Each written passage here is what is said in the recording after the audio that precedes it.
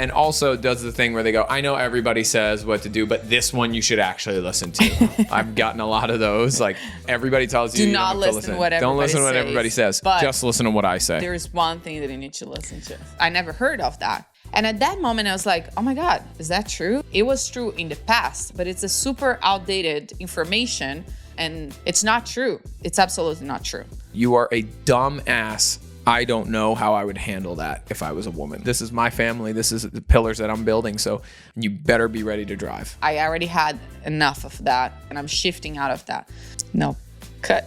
Hey everybody, welcome back to another episode. We're super excited to have you here because today we're talking about being new parents and all the advice you receive. If you are a new parent, you're becoming one at the moment, or you are with young children, you for sure have experienced constant advice in some capacity coming your way. It can be a beautiful thing. It can be awesome. It also can be overwhelming. How do you decide what information to receive and take and keep versus the ones you want to throw away?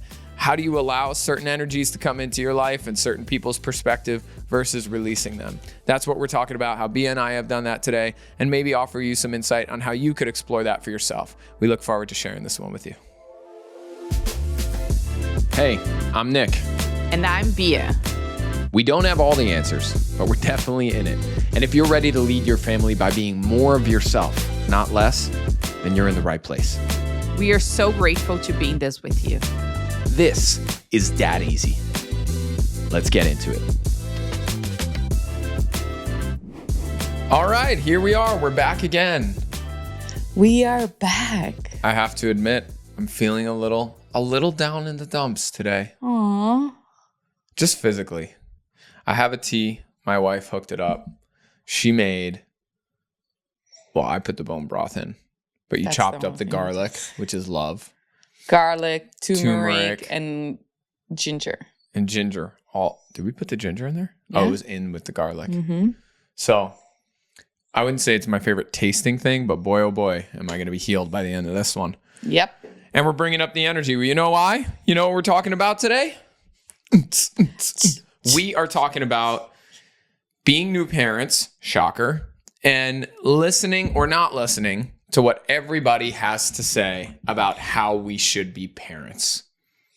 And it is if you're in the pregnancy process, if you are new parents, you're likely experiencing this in some capacity where everybody has a say and also does the thing where they go, I know everybody says what to do, but this one you should actually listen to. I've gotten a lot of those. Like, we just got one of those literally recently. like 2 days ago. They're like, I know everybody tells you. Do not listen to what everybody says. Don't listen to what everybody says. But just listen to what I say. There's one thing that you need to listen to. That's what pretty much everybody says. Yeah. So I want to talk today about having so many examples of what parenting can look like, and so many people who love us and care enough about us, or sometimes don't love us or care about us, but just care about telling their own experience. I feel like most people come from a good place. Yeah, absolutely. And you just wait. You just wait until ... This is going to happen and that's going to happen. And first of all, I'm interested in understanding how you decide. We've never actually talked about what we take or what we don't take. I mean, I guess when somebody said something, we'll have some conversations about it. But mostly, we have our own little personal journeys about what we receive versus not receive. I'm interested in how, as the one birthing this child and having it in your belly right now, how does it affect you, and what do you choose to listen to or not listen to, and how do you make that choice? Well, I would like to share some of the things that I hear all the time, because I think let's start there. That's a good one. Okay, cool. Well, especially for me, who have been exercising during this pregnancy, I'm someone that it's very active. So I hear all the time, like, your heartbeat shouldn't go over 140 beats. Oh, you shouldn't have the baby at home. It's very dangerous. Or you should have it at the hospital for sure, because there you have the medical support for it. Or you shouldn't eat this and drink this or so many things. Even the intricacies of how people have told you should or shouldn't exercise. Yeah. You should do this, you shouldn't do that. Oh, you shouldn't be lifting weight right now. Yeah. What are you doing? That one's a little crazy. All the time. When I go like help someone and, just carry a bag or something. No, you're pregnant. I can do that. And I'm like, I lift 3 times this weight at the gym. Mm-hmm. I'm fine. You shouldn't be lifting all this weight. Like, what? Based on what? Can you lift your hat a little bit? Everyone wants to see your beautiful eyes. Oh my God. You're covering yourself. I know. I'm hiding today. You put it up and then you put it right back where it was. Yep. Just put it up higher. Okay, that's that's You see? You're going to get up. What I should do. Yeah, when you're pregnant, you should put your hat up higher. But I first want to acknowledge, which you acknowledged, I receive all of these things. My first thought that I try and drop into is this person cares enough about us to give us their recommendation. For sure. If I know us as people who really love people, when our close friends start to have kids, the ones who already have will lovingly share our recommendations. And the idea is take it or leave it, right? So I'm not mad at any of it. It is hard to decide which ones to receive versus which ones, or maybe it's not for you. How do you decide how to say yes to certain ones or no to say? Like, it kind of sounds like, as you're saying it, if I'm being honest, you already have your opinion. And if somebody says something that aligns with that opinion, great. If they say something that doesn't, you're like, whatever. Sometimes that's the case. And most times, no. Especially in the beginning of the pregnancy. I didn't have a lot of information. So that's my perspective. I think everything is information, as everything in life. So when people are sharing, I know that they come from a loving place and they want to help and they want to support. And that's why they are saying that. So all these opinions, suggestions, advice, things that people have told me, I know they come from a very loving place. So that's the where I know people are coming from. Then I see everything as an information, and then I choose what information I want to let in and what information I'm discarding. I'm not using it.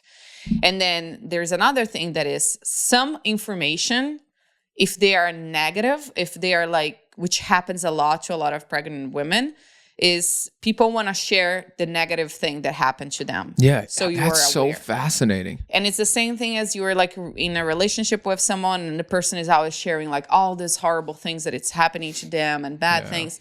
And we both work in an industry where we listen a lot of things that are actually not so positive sometimes. And I think as professionals, we are there and we are there to support the person, and we have done a lot of work. I specifically can talk for myself. I have done a lot of work to not let that thing to be mine and to impact my life.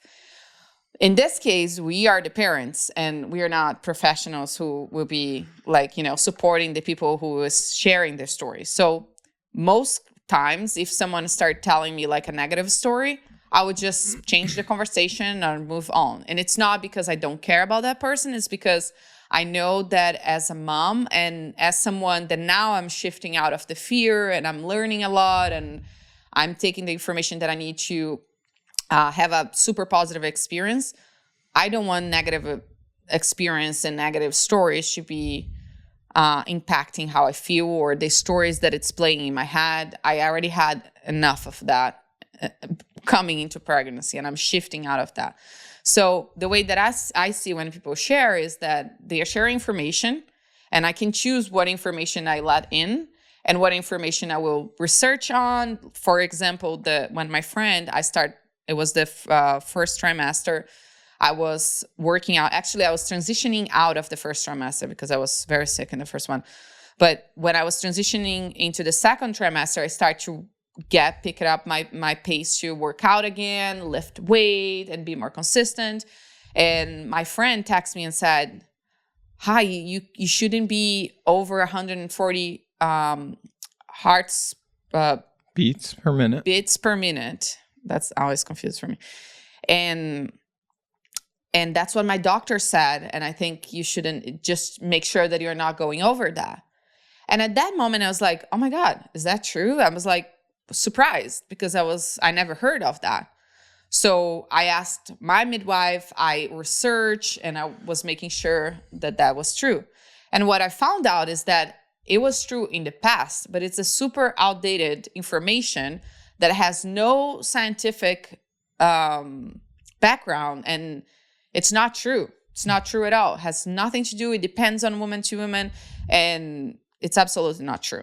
So it's not that I didn't receive her information. I just ignored her. I took the information because it was something that it was new. I check it out, I research, I ask other people, and I saw that it was not true. So you're bringing up an important point, which is when you're in this process, it's important to do your own research.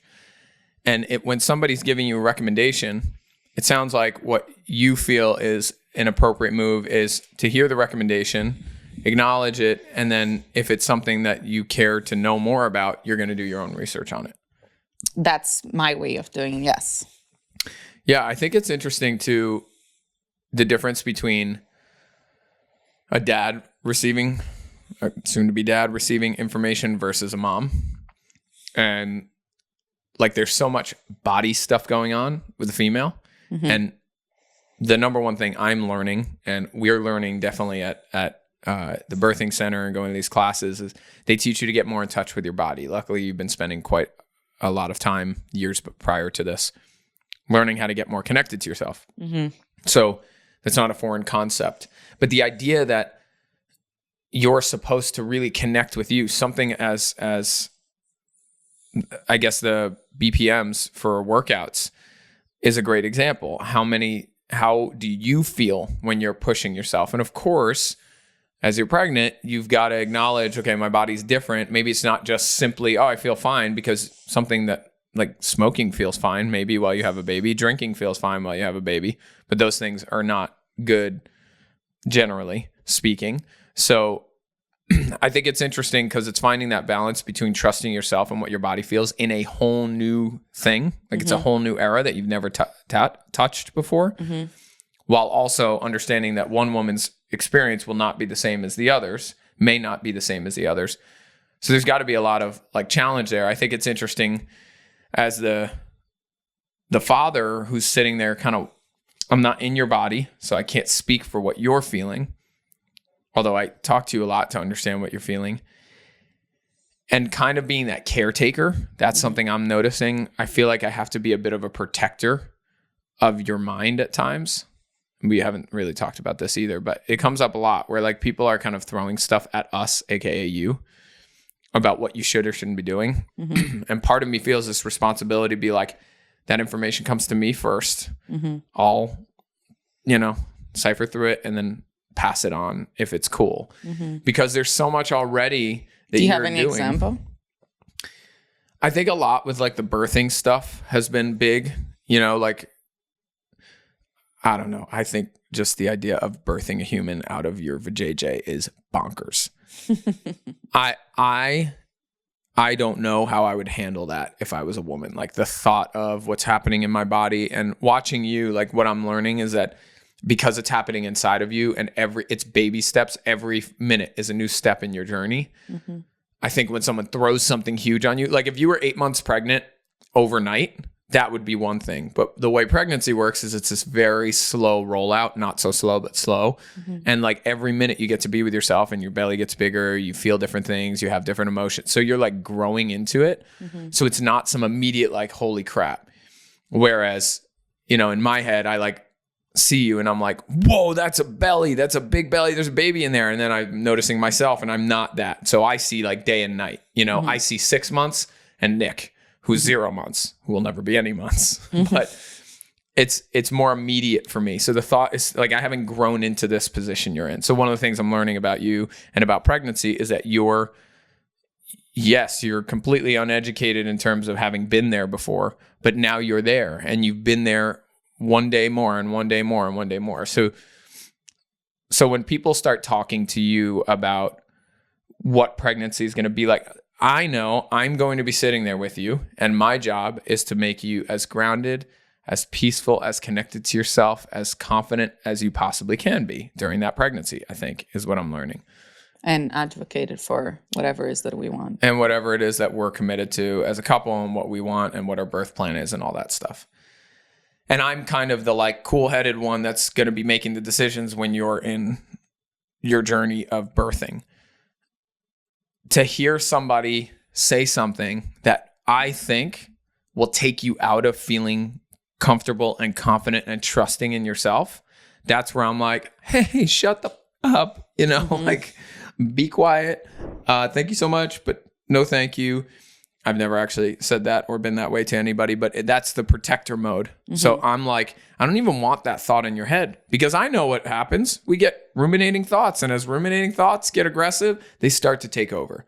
So I think of myself as just like, it's when you're digging for gold and you put it in the little tray and like all the stuff comes out except the gold. I just want to get all the crap out before it gets to you. And even that feels a little ridiculous, because like, who am I to say what you should or shouldn't be listening to? You're an adult. You can do this. There are plenty of women that do this without a man protecting the information. I don't think you need that. But again, I just keep asking, what are my roles in this thing? And as I have learned who you are more and more over the years, I think that it would feel good for you to not have to cipher through all of those. I don't know if that's the right word. Cipher, whatever. Through all of these different pieces of information. And I also feel like you're not giving credit enough to the role that the partner has. I've been studying a lot and learning a lot, not just with the hypnobirthing course, but in other things that I've been researching and learning. And one of the biggest surprise that I had was that actually the partner has such a huge role especially in the birth experience, and how impactful it is, the role of the partner in that moment. And watching my brother's journey, who had a baby almost a year ago, and he didn't know better, so he did the best that he could. But in the perspective of my sister-in-law, it was not a good participation, and it made it the birth very challenging for the baby and for her. And watching other women who had beautiful, magical experience, how important the role of the partner is. And what I've been learning is that you can have the whole preparation, be in a super positive mindset, have a beautiful space where you feel like super safe. But if you don't have the partner in a good, positive state, super aligned and advocating for everything that you want, and knowing what's happening to your body and the phase that you are in, because there are phases of the process. Yeah, that's the big thing. And knowing what's going on. Educated enough into that process, it can completely mess up the whole experience. Right. And I don't think we talk enough on what's happening in the dad's body as well. So you said, like, I'm not going through this. Yes, you're not holding the baby, and it's a very different journey. And definitely women go through much more during pregnancy. But there are a lot of things that happens in your body as well. Like, for example, how the oxytocin levels in a pregnant woman levels up, and that's part of birthing naturally and helps the birth. But what they've actually found in research is that the dad's oxytocin level also goes up at the same level as the mom. So yeah, you are not, but like your role and what your body's going through and what you are going through mentally in that moment, it's extremely important and helps so much the birth process. So I just want to highlight that, because I feel like sometimes you're saying like, oh, my role, and sometimes I ask my role and like my body's not going through. Actually, it is. It is not the same thing. It's not at the same intensity. And yes, definitely dads are not holding the baby for nine months, but you have an extremely important role in the process of filtering whatever is the information, as you said, and many other things. Yeah. And also, if we're, I agree. I think if we're looking at traditional relationship, that there's just massive, I don't know another word, a massive role that the dad plays in terms of decision making. Because I know, and we've talked about this there are just like certain things when you hit a certain point, you're like, I'm not making a decision about this. I can't think straight. Like I'm too heated. I'm too whatever. You handle it. And that happens quite a bit in our relationship with certain topics. This is one where we're going to continue to have very clear conversation to know what we need to do. Just talking to one of my friends who recently had a kid, like cord clamping. They're just like, what? What are you talking about? And I'm like, you literally just had a baby. You don't know anything about that? Because I don't know if Mama Bear is going to be calm enough, collected enough, connected with herself enough at that moment. She might be just so in that golden hour. And they run in there and they just start snipping the thing, and you're missing out on a whole lot of blood going to that baby, which makes a big difference in the levels that it experiences over the next few weeks. I feel like a lot of people don't know what a golden hour is. So the golden hour, from my understanding, again, just starting to get really educated, or trying to educate myself on this stuff. So not a doctor, do your own research. But that golden hour, the moment the kid comes out, as quickly as possible, once everything's checked, is the kid breathing? Are we good? No rinsing the baby off, no like showering to get the gunk off, none of that. That baby goes from the vajayjay straight to the chest of the mother. Or from the cesarean. Or from the C-section, as quickly as possible to the chest of the mom. Mm-hmm. That moment, the level of oxytocin that both the mother and father experience, but mostly this moment is really about the mother and that connection. It's the first second that child is experiencing a world outside of that human.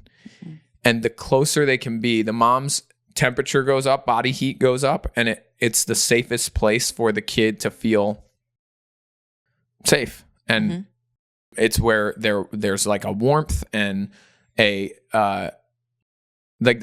similar to what they were experiencing in the belly. Yeah. There is also the heartbeat. They hear the heartbeat. Just being near the mom's smell. There's also very important microbiome development. Yep. There's bacteria and microbiome exchange that is so important during that time. And yeah, I don't know if the word is exchange or development or both of those things. But all of the germy stuff and I'm just being honest, 2 months ago, I'm like, get that kid to a bath, get all the gunk off so I can give my little baby a kiss.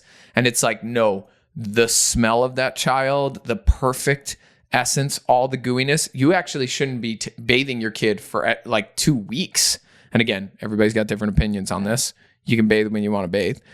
But let that moment happen where it goes straight to the mother. That's what I understand the golden hour is. Yes, perfect. And I think also one thing that I've learned recently that was kind of shocking for me, one of my fears and kind of I was terrified of, is that during the birth process, I hear that a lot of moms actually poop. Oh, yeah. And I was like terrified of that. I was like, oh my God, I'm going to poop in front of my husband. You're totally going to shit everywhere. The medical team, like, oh my God. And I actually heard that it's an amazing thing to happen because when the woman poop, it's actually more microbiome, more like, I don't want to say germs because for me, germs has like a negative connotation. Bacteria. A lot of bacteria that are extremely important to birth that baby. And when the baby go through the vaginal canal, it's taking a lot of that bacteria, and that bacteria is actually extremely important for the baby. So a lot of people and women specifically see that as like, ugh, that's horrible. Like that's a horrible thing that I actually know it's a great thing that happens and it's great for the baby. I also want to emphasize, like, if you're listening to this and you're in the position that we're in right now, I don't know when you're listening to this, years after we've had our kid or whatever, please do your research. What we're telling you right now is what we've studied from our information over the last few weeks. We are not doctor educated. We are not doctors. We are normal people reading information online in books from sources that we trust in, that we do our research on. And this is the information we're getting. So don't be running into your birthing center or hospital telling them that I know this and I know that because I heard it on a podcast. Thank you for trusting us so much. But don't trust us. Trust that the information is interesting to you, and then go do your own research. And that, just back to what we're talking about. Exactly. That's why this is important, because we're stating what we have learned to be true or what we believe is true. I'm sure somebody's, yelling at the screen saying that's wrong about some of these things. This is what we've researched. This is what we're rocking with for the time being. And I hope that it inspires you, if you're in that position, to do your research, find out the things you need to find, and find more than one source. And Instagram is not a worthy source. It can be the thing that, gets you like, okay, this person is a midwife and she's really reputable and she has an Instagram account, and you can get incredible information from that. Then go back it up with maybe what a doctor is saying, maybe what, this book that is really well known, is recognizable and notable in the industry is saying. Do your research in multiple areas from multiple different opinions so that you can come up with your own version of it. But I'm getting, there's so many things. We also talked about this previously, and I want to bring it back up, that she might not be able, like, you're not going to be able to make certain decisions because you're in just like Zen mode trying to, have a baby. Mm-hmm.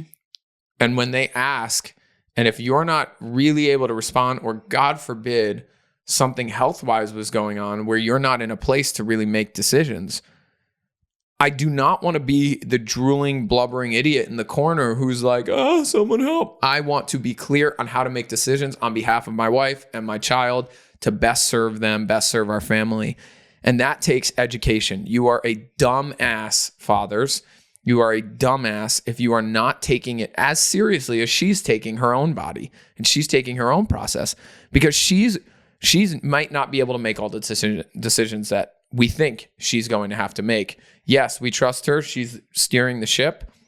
And at some point, she might hand that steering wheel off to you, and you better be ready to drive. Mm-hmm. That's the way I think about it. Perfect. So what I will say is that it really is a fulfilling experience so far, learning about that and understanding the different it's definitely parts. Fascinating to see. Holy moly. Yeah. It's a whole new world that I had no idea. And I knew I would learn a lot, but it's just insane the amount of things that we have been learning and what happens in the women's body and how hormones shift and the physiology of the body. And it's just so much information. So one of the things that's really interesting about this is that it's very easy to just look at information. Like, you can look it up, even ChatGPT, right? Which at the time of this recording is very alive and new, and we're all using it. So research there, it really helps narrow things down. But what's fascinating is even some of the information that comes up right away is information that's coming from what has been talked about for many years. And as we start to research things like vaccines, like the goop that you put on the eyes of the baby, every American does a Hep B shot right when they come out. Or in Brazil, the shot that we take in our arm. Brazilians get branded. That's cool. No, it's not branded. Show them the branding. It's not branded. It's literally a shot. Meet a Brazilian, look at their right arm. Is it always right arm? I don't know if it's always right. Look at their arm around their shoulder. You'll find that they're Brazilian just by that little thing. Yeah. So nonetheless, it's a shot, by the way. I find it to be really interesting that we just kind of take what is common as regular practice, researching things like the Hep B shot, researching things like circumcision, researching things That's crazy. Also. Circumcision is a crazy conversation. Yeah. Researching things like the junk under the eyes, the vitamin K shot, not under the eyes, on the eyes. It's all so habitual, and most of it is money-based and system-based so that hospitals can make more money, even C-sections in general. I mean, just the whole due date thing is something that I recently learned, and it's actually not well studied. It's not scientific based, and it's based on one guy that many, many, many years ago decided that every woman has a 28-day cycle and 14 days of ovulation. And that's what they based, and they created a due date. And then if you look different countries, they have a different due date for women. So like US, UK, they define, and Brazil as well, some countries in South America, it's 40 weeks. Europe, it's 41 weeks. Kenya, it's 43 weeks. That's your due date. And then it's like 5%, only 5% of the women actually have in their due date. And 85% have passed their due date, considering the 40 weeks mark. So it's like... Or gone earlier than due date. And then like, I think it's like 10% or whatever is less, earlier than the due date. So it's like, it's crazy. So even this though, this is one source you got this from, right? Yeah. So like even that, part of what I do with Bia, because Bia's like this and this and this, and I'll be like, okay, but we should also see other sources, because maybe that one source was getting that from another source that's maybe inaccurate. I don't know. I don't know if that's true or not true. I know Bia was she was doing a super legitimate certification for hypnobirthing. So that's where that came from. So it's a pretty credible source. But again, interesting that like, you hear us kind of spewing these things, and this is how information gets passed around. And now people, you're going to listen to this podcast, walk around, start telling people due dates are bullshit. It's not a real thing. And it's like, maybe, but also do your own research. So I think, as we're talking about what do we take from other parents, what do we take from other people, the doing your own research thing, it's challenging because you have to dig past I have to dig past just the first read. Like if you just look something up, there's like, of course, do this. And then the Hep B shot, for example, it's a sexually transmitted disease. It's a disease that only could be possible for the kid if Bia had had sex with somebody else and had Hep B, or I was having sex with other people. You can test for that while the woman is pregnant. I'm pretty sure that is true. And if nobody has the illness, then why give your child a vaccine that they don't need, which by the way has, I believe it's aluminum in it. And aluminum is a very, very, very toxic substance that we often find in, unfortunately, a lot of things, like stuff that is in our lives. But according to FDA, and if I don't want to give exact numbers because I'm not a doctor, but it was something along the lines of, and I have to go back and find the exact write-up, but there's a certain amount of aluminum that's safe for a child based on their body weight. And the amount of aluminum that's in a hepatitis B shot is something like 250% more than what is safe. And the FDA is the one approving the Hep B shot for every American. So they're in contradiction with themselves in those statements that they should take it, but also it's 250% more. And aluminum is outrageously toxic, and it plays a role. They're finding a lot of correlation between ADHD, autism, anxiety, apparently only A listing things. That's weird. But like things like that. And that's where you have to really look at all the different pieces, because doctors are busy. This is something I'm learning. And I have friends who are doctors. I have clients who are doctors. And one of the things that they say in the US, in the US specifically, doctors are busy. And they spent so many years educating themselves. Most of them, generally, aren't sitting and reading the most up-to-date journals. They got educated, and there's certain things I think they have to do for continuing education. And they're not sitting there like on the up-and-coming science of journals. They're giving service to their patients. That's what they're doing every day. So sometimes new information is coming out, and we're sticking to the old stuff, and everybody's sticking to the old stuff without getting educated on the new stuff. One of these books I was reading, it's a fantastic book. I don't remember the name. It's something about vaccines. The doctor is very open about his experience of giving people like things like the Hep B shot or the stuff under the eyes, the stuff on the eyes for the kids that are not necessary, but it's just what everybody did. And when he finally took some time to do some research and talk to people who are educated in that department, this is a doctor saying this, he started to make his own decisions and tell his patients, this is what I think based off of my research, based off of my understanding. Number one, when you have that type of understanding, you can walk into a hospital and they go to cut the cord of your umbilical cord, which is feeding blood and vitamins and nutrients to your child still after the child is birthed for a couple minutes at least. And there's some really good research, is my understanding, around this. Sometimes, can I add that? Yeah. So the baby, what is in the umbilical cord is 1/3 of his blood. Of his blood, yeah. And we as adults, we can donate, for example, more than 1/8 of our. Yet 1/3 of the child's blood, if you cut it right away, is gone.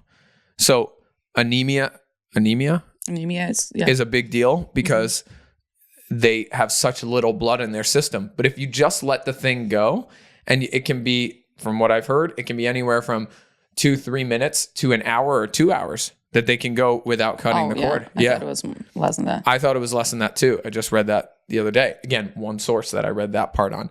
The cord clamping thing I've read on a plethora of sources. All of this, you can hear why people want to share information because they spend so much time and effort and energy. And I'm just, as I'm saying this, like, I will want to say this to people that I love who are about to have a baby and say, like, dude, do this, check this out. I think I'd always preface with, do your own research, but here's the resources. And maybe I'll start actually making resources of the things that I'm reading and where I'm reading them. Yeah. Because sounds like my nightmare. Sounds like a school project or something, but it does. I think it could be really supportive for people to see where those things are coming from. Well, and then there's the other side of that, right? So like we were talking in the beginning about how we receive information and then what we absorb about this information, what information we receive, what not. But then after that, we make decisions, right? So information is great because then it leads us to a better informed place to make decisions. And that's the whole point. Like during pregnancy, there are a lot of decisions that we need to make. When we have a baby, there's a lot of more decisions that we need to make. So what is your perspective? And I don't think we walked that path yet, but I would love to hear your perspective. And okay, so now it's time to make decisions. What are the decisions, or how would you feel, or how you will act when decisions that you're going to make are different than, for example, what your parents are recommending and telling you to? And an example could be like my mom wanting me to have at the hospital, and I'm trying to not have at the hospital and having on a birthing center. And I made that decision, and it's against of what she's recommending and what she wants for me. Yeah. So how do you navigate that? Well, I think we have a responsibility as the newest generation. We are no longer the newest generation, but every generation after has a responsibility because we have more information and more experience. Like, we have now taken our parents' experience and now we're evolving it into the next chapter. So I think it's our responsibility to not just take everything our predecessors had said before us and just say yes to it. I think it's our responsibility with the education we have, especially how quickly technology information is moving now, to do our own research, learn new things, and evolve where maybe our parents or whoever was coming from. Decision-making in general, I believe, is for me, is a really scary thing. I'm going through a super intense dad process right now of just realizing, like, for the first time, I'm about to make decisions. All our decisions, I believe, have something, they impact everybody else's life. You know, like my decision to do this podcast, our decision to do this is going to make a difference in the world. Even if you're the only person listening to this ever, you then act a certain way, have new information, you're different because of what you heard. And then that changes the course of your life in a small way, in a big way. So everything we all do impacts other people. But when there's somebody, your child, who literally cannot make decisions for themselves, or you in your birthing process, and if there's a moment you can't make decisions, and often, like, even when I think about just your journey, and like sometimes you're just overwhelmed. You don't know how to make a decision at that moment. And that's where I got to step up and I've got to make those decisions. I'm definitely, for the first time, feeling the weight and the pressure of, oh my God, we're about 3 months away from go time, where you are the last say. You and your wife come together and you make the last decision. That has never been my experience. Like, yes, in my own life for myself, but about other people, other things. I've been a leader of certain things. I'm a leader in my own business. I've worked with people. No question. I have played leadership roles, but there's a distinction between leadership and running your family. So I'm definitely hitting like a woe point, and it's scary. You just let people see your beautiful face. Come on, don't hide from us. I'm scared of it, to be honest, and I'm just like digesting. I love running the show. I actually do. I kind of have this. I'm talking this out as I say it, so bear with me, folks. But like I love decision making because I have this faith that everything's meant to work out and will work out, and it's like all good. I can just trust that. Even if they don't look like as you were expecting. Even if they don't look like I was expecting. I think I ultimately kind of have that faith in there most of the time. I lose that perspective sometimes, but I feel like I mostly come back. You can make a decision that kills your kid. You know, we're talking about like vitamin K shot or not. That's vitamin K, just very briefly, is like the thing that if you don't get a vitamin K shot, I believe it's about red blood cell count and how that plays a role and whatever. Bottom line is, if your kid cuts their leg, God forbid, at a very young age and bleeds a lot, your kid could bleed out and die, especially if they don't have the vitamin K shot. The vitamin K shot. So the vitamin K shot, it's a shot that it's given to every baby when they are born. And it's because babies are born and they don't know why exactly. That there's no studies, there's no information why that happened. But they do know for a fact that babies are born with a very, very low level of vitamin K. And that's why every baby is recommended to get the shot as soon as they are born. Yeah, and the kid could die if there's some type of bleed out. And then on top of that, a third of their blood is often kept in the placenta and like not given to them. So yeah, that's interesting. Thinking about, do I give my kid that shot or not?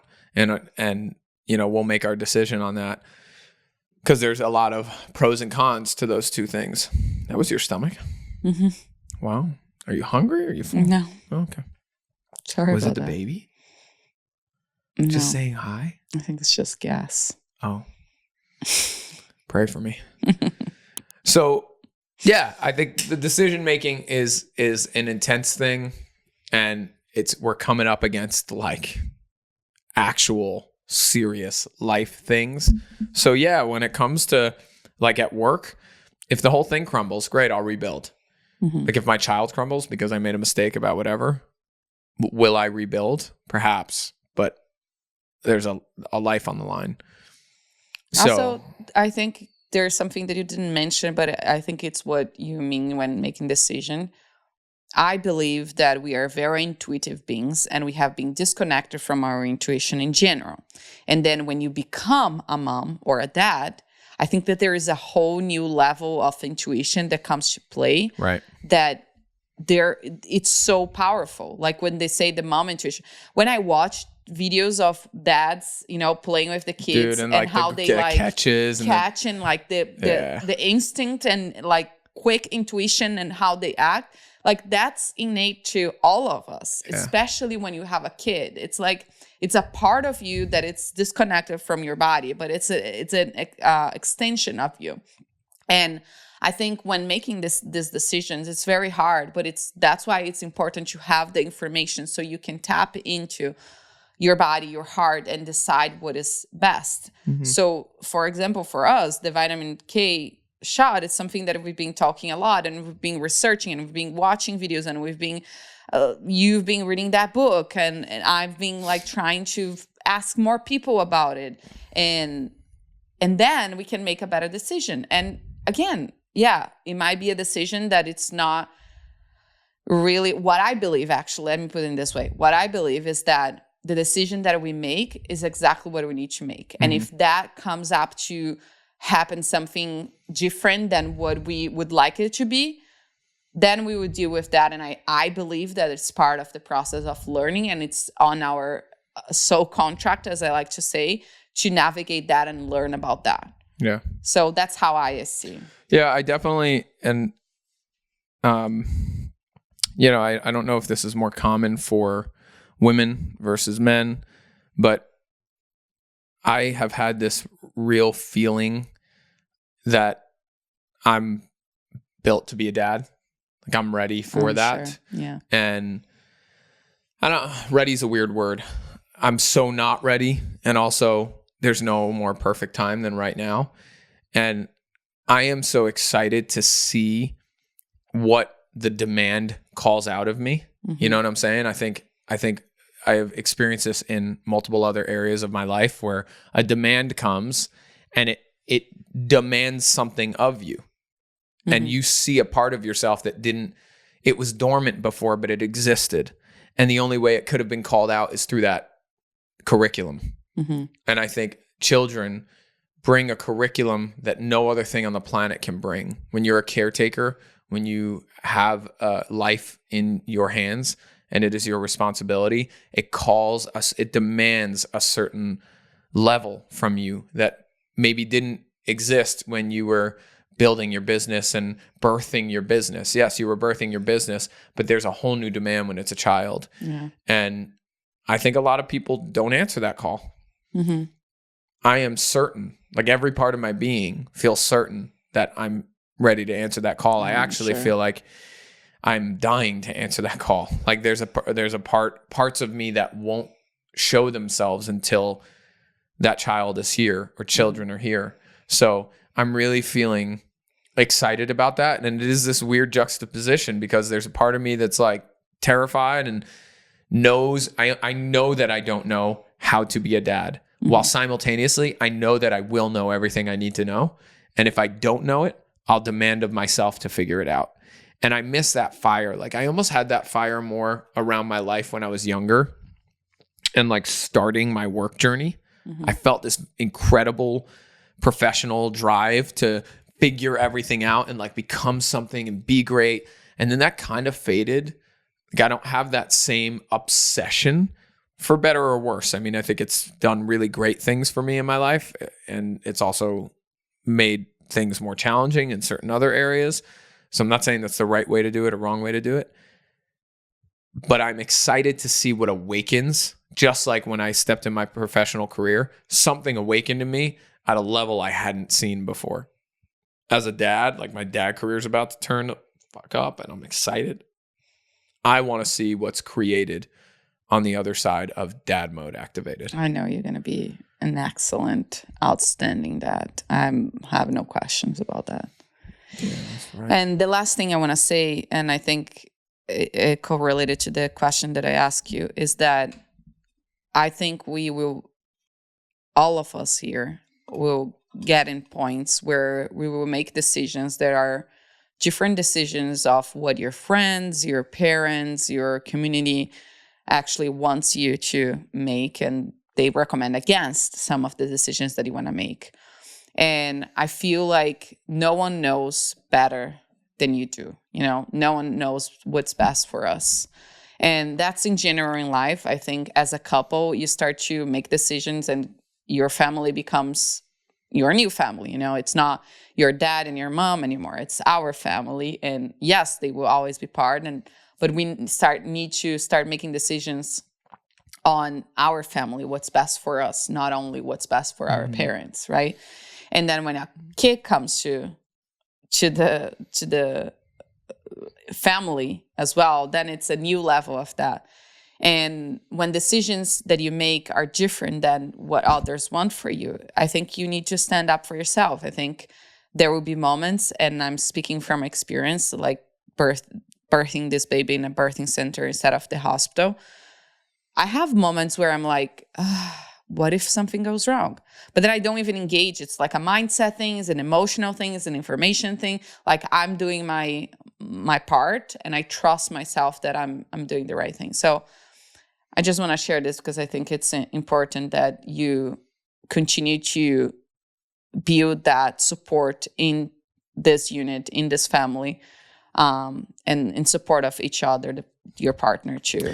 It almost feels like a Band-Aid that I might never have ripped off without this. You know, like I have such a close connection with my family. I'm super grateful for that. And I have amazing parents who were such good guides in life. And there's almost like double-edged sword. Like, it's a double-edged sword because it's so easy to go back to them and get the support I need and their advice, and they're amazing at giving it, and they're always supportive. Yeah. And that's been a really comfortable thing. And what this has started to, I mean, it started with our move across country. Mm-hmm. And then as we slowly started to build our unit, I realized, like, there's certain things that I can't, and you really confronted me, you know, when it started with the marriage stuff. It was like, dude, this is your decision to make. There's no calling mom. There's no calling dad. You can call them, but you've got to always go back to you and be able to put your head on the pillow and know that you made the decision that was best for you. Mm-hmm. And I think that is becoming more real and more real. And there's almost like a grieving process that I'm experiencing with that. There's a song that represents this perfectly. I fell in love with this song many years ago. You know what I'm talking about? No, I don't remember. Fell in love with this song years ago when it came out. I was very young. I had no idea why I loved it so much. And the more I grow up and the more I age, the more this song becomes meaningful to me. And it really represents the challenge. It's a John Mayer song. Are you talking about Age of Worry? No. Great song though. Excellent song. Stop This Train. Oh, yeah. And it really is like, it's like one of your favorites. I think it's my favorite song of all time. Yeah. It represents this idea that life is going to keep moving, and the front of the train is going to be the front of the train. The back of the train is going to be the back of the train. And my parents are going to reach their end of the track probably before mine does. And it's just this, like, at some point you're going to be the one starting, like, you're going to be the front of the train. And with my life, like, at some point I've got to take over, and I want life to pause, and I want to be able to go back to mom and dad and, like, relax and let them decision make.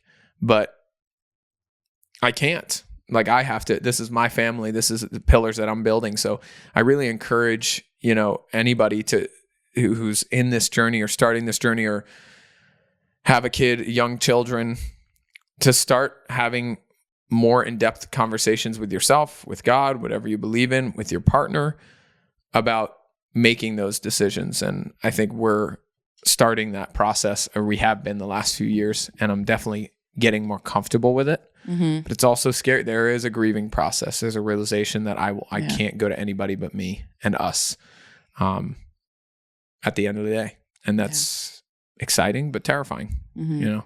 So I'm super grateful that I feel like I've chosen a partner I can have those conversations with, and that we're in a time and age where these things are regularly talked about if you make an effort to talk about them, and that you can find resources of other couples who are doing such a thing, and you can see a lot of ways in which other people are doing it. And then the other side of that coin, which is everything we're talking about, is at the end of the day, it's you and your family, and there can be all the things happening out there, but you've got to make your decisions. So I think we're getting to a place right now where we're starting to understand what we're just going to have to learn on our own. We're just going to have to go and do it. We're figuring out what those pieces are. I can't wait to come back to this topic, you know, in a year from now and see what were those things that you just got to learn on your own, versus, you know, really receiving beautiful parenting guidance from those who have been there, because there's nothing wrong with that. And gosh, we are both so lucky to have the parents we do that can give us their perspective and their thoughts and ideas, for better or worse. And we may hear them say it and be like, great, you did the total opposite of what I want to do, so I'm going to do the opposite. Or it's like, that was one of the best parts of my life, I want to integrate that into my kid's childhood. So I think it's exciting, and I really encourage people to start spending time in these conversations. And I hope this awakens some type of conversation for you, your partner, your future partner, your wife, your kids, whoever, that you feel like you want to start having these conversations with. Go do it. Get aggressive. Start now. There's never going to be a comfortable or better time to have these conversations. Get uncomfortable. Do it. And I really encourage you to, like, put your phone down, press record, and record the conversations, so that you have, like, that's what this was for us. We got a little more aggressive with, like, lighting and stuff, but we're doing this for us so that we have these, so that we can always grow and build on the things, the spots where we were, and we can listen back and understand, you know, where can we grow, where can we evolve. So I encourage you to do that too, and see what where you can evolve to and what you can create for yourself. I'm so grateful that we're doing this. Same. Every time. Love you very much. I love you too. We are super grateful for your time, attention. I know you have very little of it because there's so much going on in the world. Thank you for being here with us today. And we are so excited to see you on the next podcast. We'll see you then.